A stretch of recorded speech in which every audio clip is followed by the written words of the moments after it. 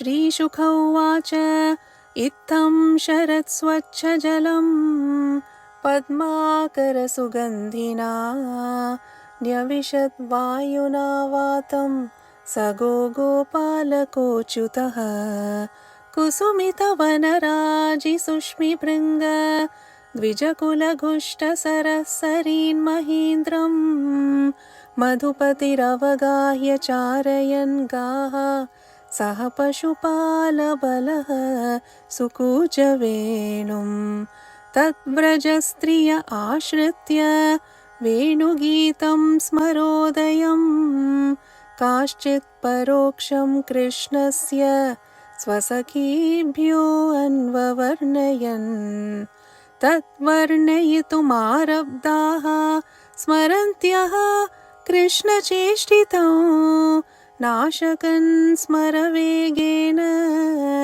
विक्षिप्तमनसो नृपा बर्हापीडं नटवरवपुः कर्णयो कर्णिकारं बिभ्रद्वासः कनककपिशं वैजयन्तीं च मालां रन्ध्रान् वेणोरधरसुधया पूरयन् गोपवृन्दैः वृन्दारण्यं स्वपदरमणं प्राविशद् गीतकीर्तिः इति वेणुरवं राजन् सर्वभूतमनोहरं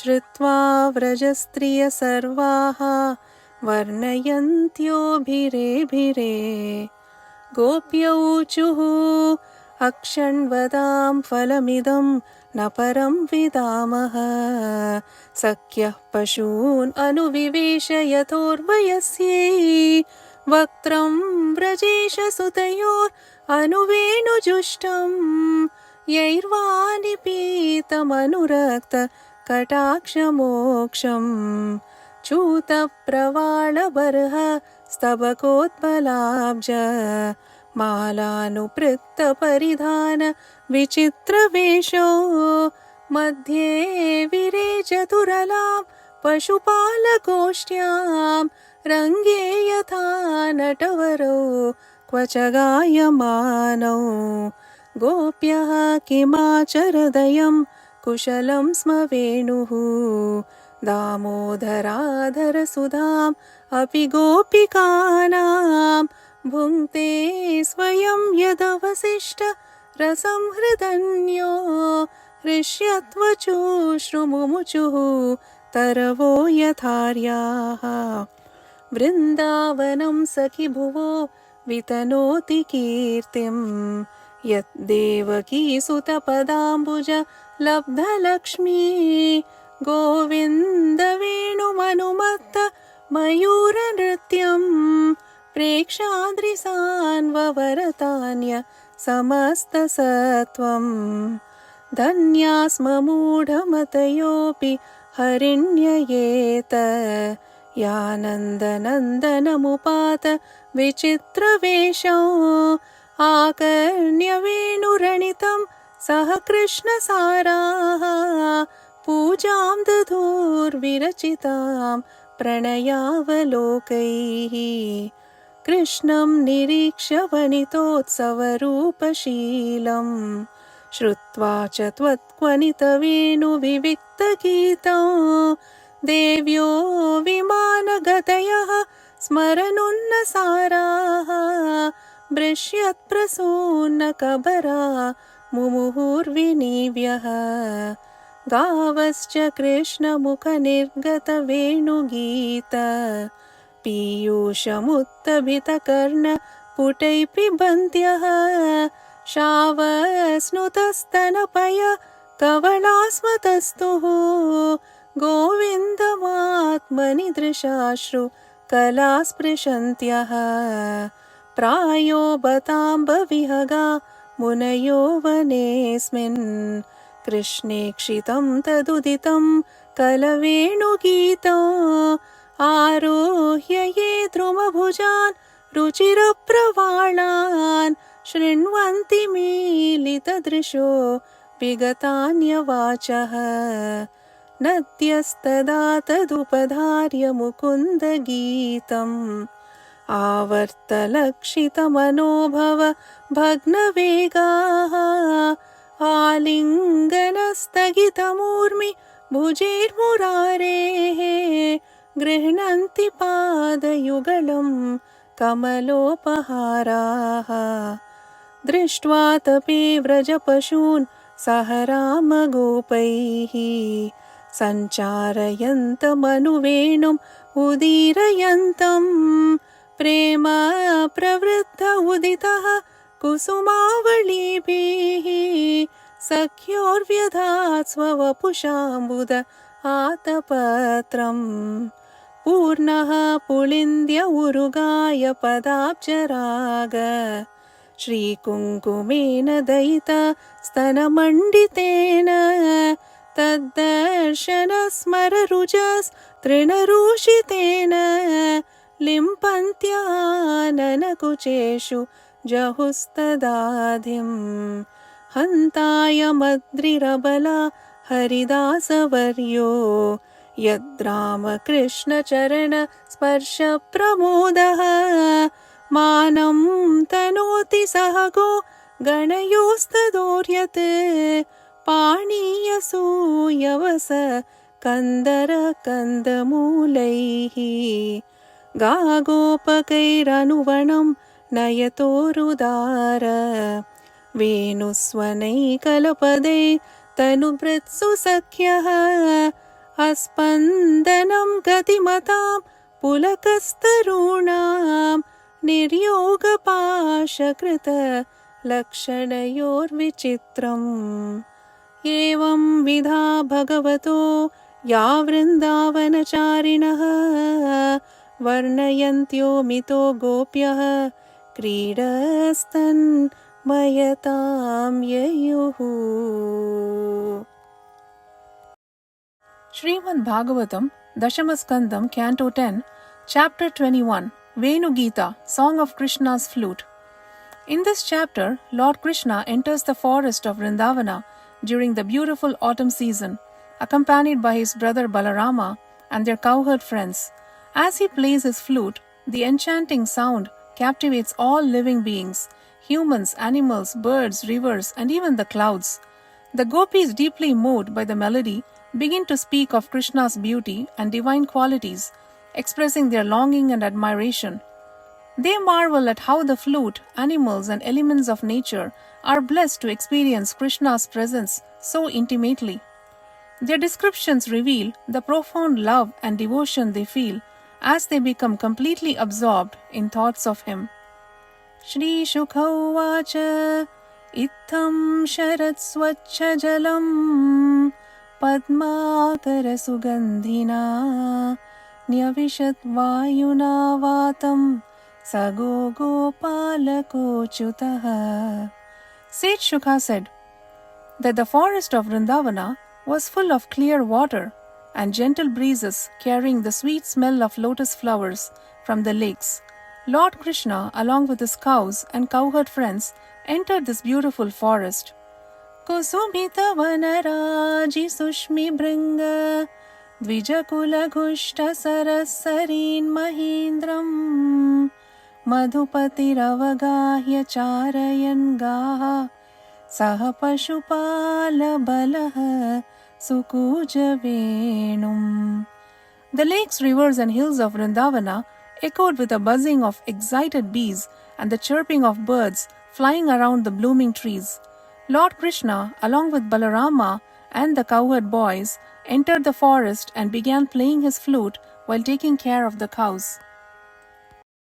Tat brajastriya ashritya Venugitam smarodayam Kashchit paroksham Krishnasya Svasakibhyo anvavarnayan.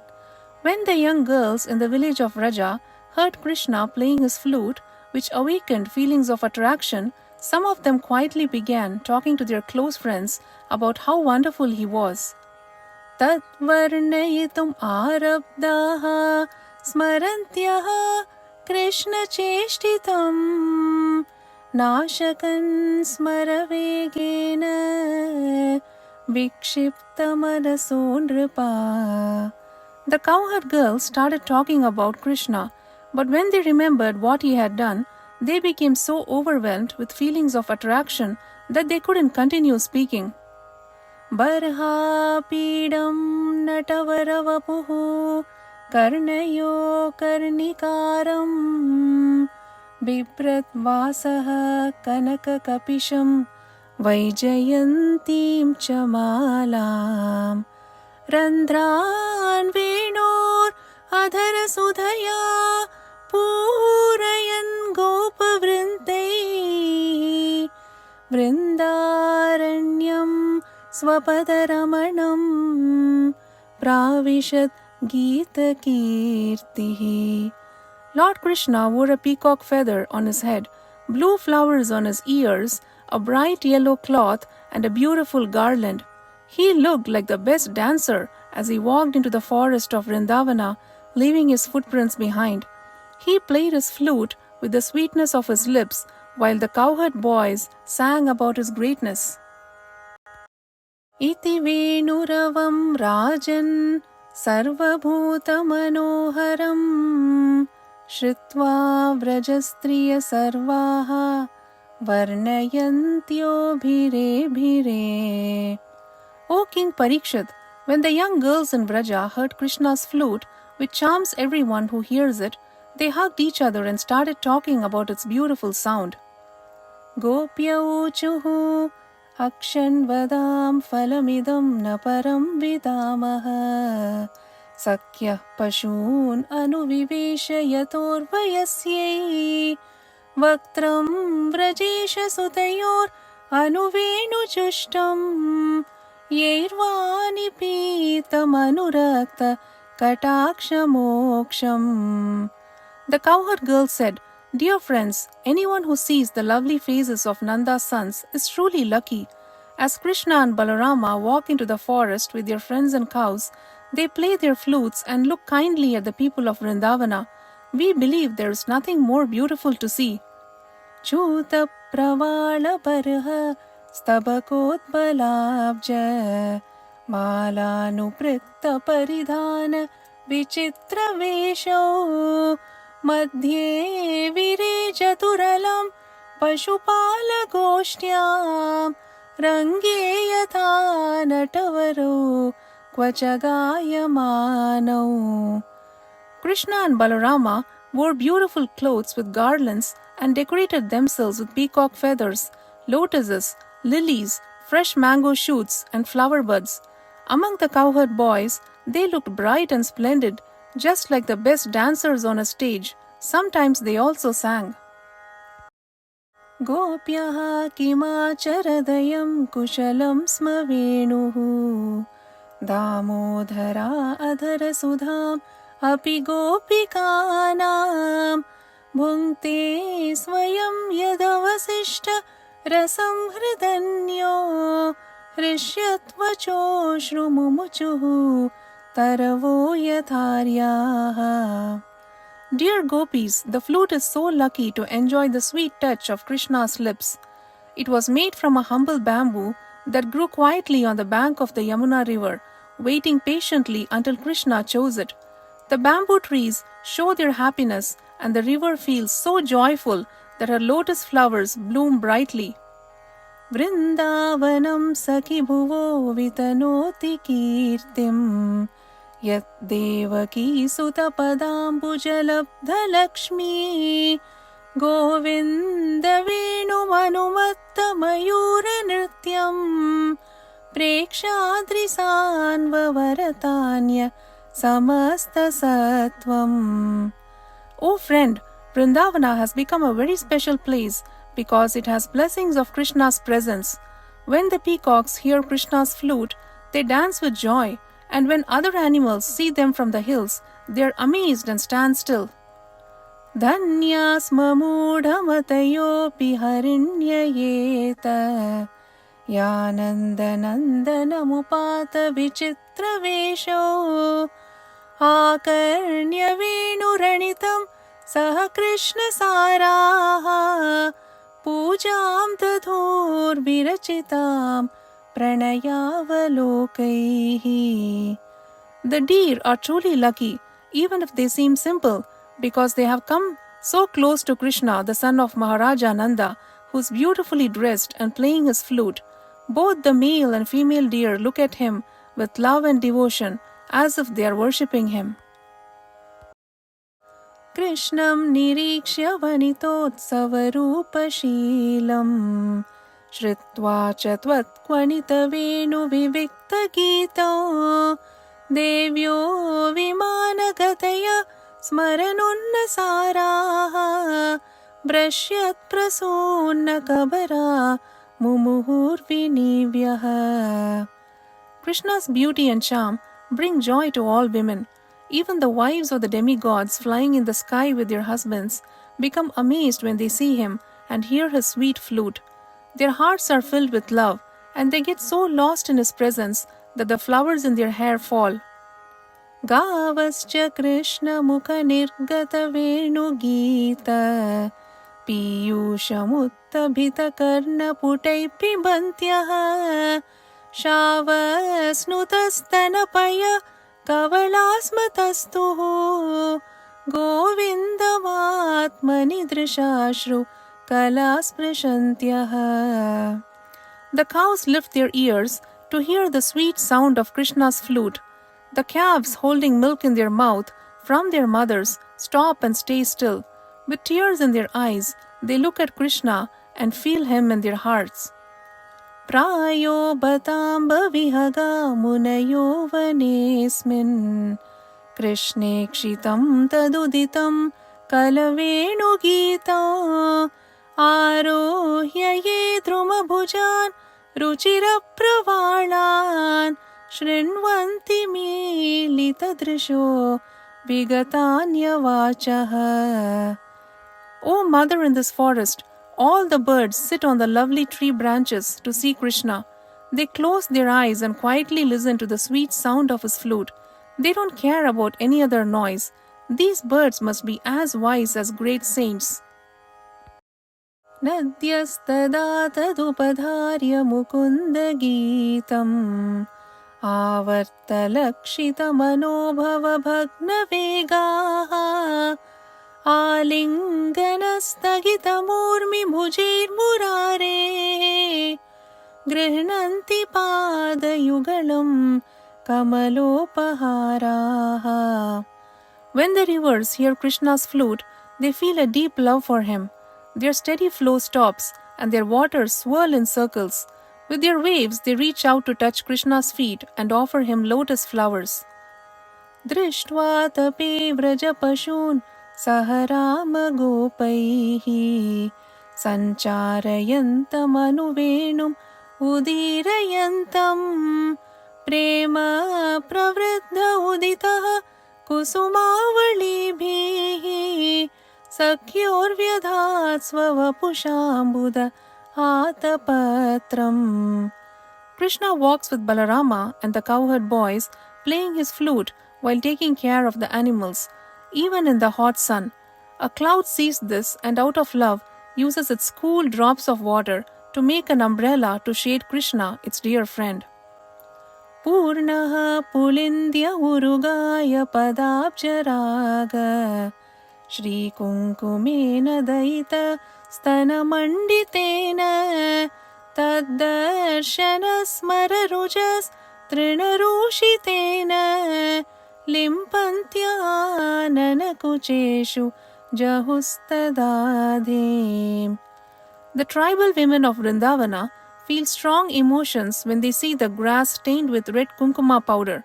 This powder carries the color of Krishna's lotus feet and once decorated the bodies of his beloved during the Rasa Leela the night before. When the women gently rub it on their faces and bodies, they feel peaceful and free from worry. Hantaya madrirabala haridasa varyo Yadrama Krishna charana sparsha pramodaha Manam tanoti sahago ganayostayoryat Paniyasoo yavasa Kandamulayhi. Govardhana hill is the best of all devotees, my friends. This hill gives Krishna, Balarama, and their cows and cowherd friends everything they need: clean water to drink, soft grass, caves to rest in, fruits, flowers, and vegetables.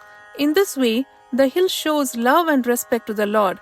When Krishna and Balarama walk on it, Govardhana feels great joy. Ga gopakairanuvannam Nayatorudara Venusvanai Kalapadais Tanubritsu Sakyaha Aspandanam Gatimatam Pulakastarunam Niryogapashakrita Lakshanayor Vichitram. When Krishna and Balarama walk through the forest with their cowherd friends and cows, Krishna plays his flute. The sweet sound makes the animals stop and listen. Even the trees begin to shake with joy. It's truly a wonderful sight. Evam vidha bhagavato ya vrindavanacharinaha varnayantyo mito gopyaha kridastanmayatam yayuhu. As the gopis talked with each other about Krishna's playful pastimes in the Vrindavana forest, they became completely lost in thoughts of him. Gopika Jeevanasmaranam Govinda Govinda Sadgurunath Maharaj Ki Jai.